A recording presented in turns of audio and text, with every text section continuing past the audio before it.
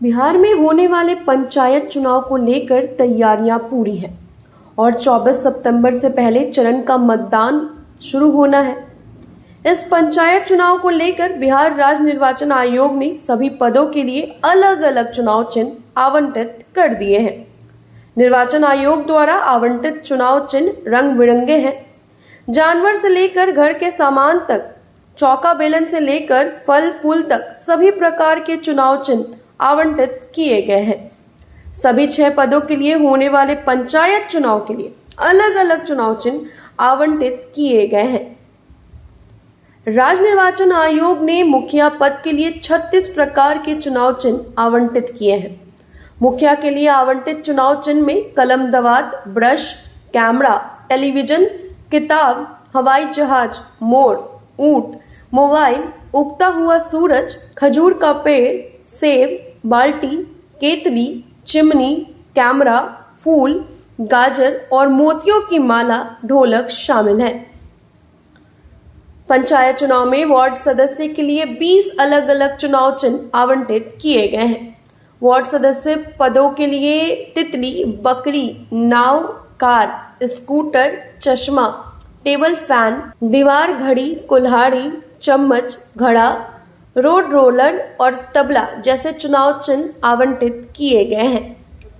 बात करें अगर जिला परिषद सदस्य पद के लिए तो इसके लिए हारमोनियम, ताला चाबी, टेबल लैंप, सिलाई मशीन, प्रेशर कुकर, अंगूर का गुच्छा, slate, lady purse, letter box, पतंग, मक्का और जलता हुआ दिया जैसे 20 चुनाव चिन्ह निर्वाचन आयोग ने आवंटित किए हैं।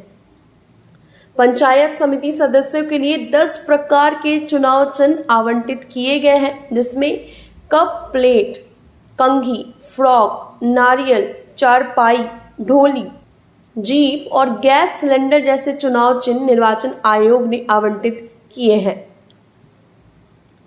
राज्य निर्वाचन आयोग ने विशेष परिस्थिति के लिए 12 चुनाव चिन्ह अपने पास सुरक्षित कर लिया है।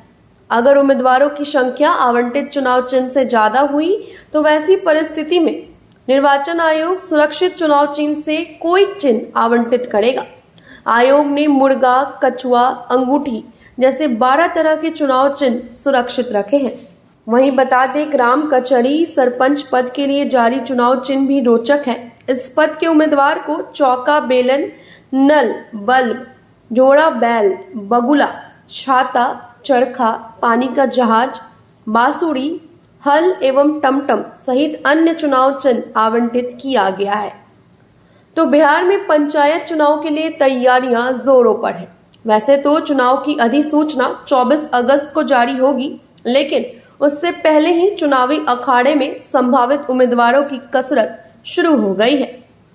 अधिसूचना जारी होने के बाद ही स्पष्ट हो पाएगा कि किस प्रखंड का किस चरण में चुनाव होंगे।